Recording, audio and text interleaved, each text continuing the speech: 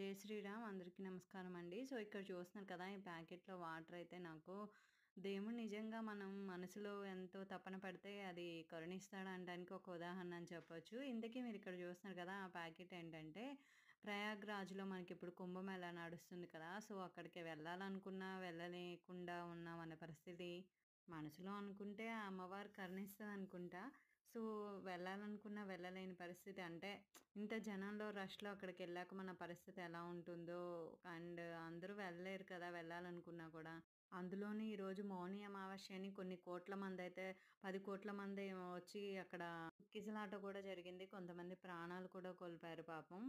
So, అలాంటి ప్రయాగరాజ్‌కి వెళ్ళాలంటే ఖర్చుతో పాటు ఆరోగ్యాలు సహకరించాలి. ఇంట్లో కూడా పిల్లలు వాటితో సరిపోతుంది కదా! సో, అందుకని ఎలాగా అనుకున్నాను. బట్ నాకైతే ఆ అమ్మవారు పాప ఫ్రెండ్ ద్వారా అయితే ఇది నాకు చేరేలా చేర్చింది. సో, హ్యాపీగా అనిపిచ్చింది.